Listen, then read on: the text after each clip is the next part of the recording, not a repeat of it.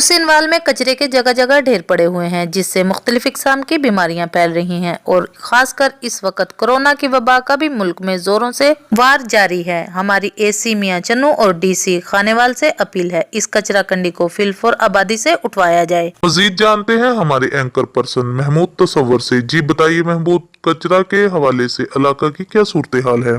ये आप देख सकते हैं कि हमारे पीछे कचरे के ढेर लगे हुए हैं। ये साबका हुकूमत के एक साबका जो इस वक्त साबका चेयरमैन है, ये उसने देखे इसके साथ एक बोर्ड भी लगा हुआ है कि पूरे इलाके का कचरा जो है ना वो इकट्ठा करके इस एरिया पे फेंकना है। और इसकी वजह यह है कि शायद वो समझता है कि इस मोहल्ले से या इस एरिया से उसको वोट नहीं मिले और मैं इनके वोटों की वजह से नहीं जीता। और मैं अपनी मुखालफत जो है वो इस तरह निकाल रहा हूँ कि मैं एरिया का जो कचरा है वो इकट्ठा करके इस जगह पे फेंकाऊँगा। ये देख सकते हैं कि ये गवर्नमेंट का लगा हुआ बोर्ड है, ये उसी के हाथों की तरसीब हुआ है।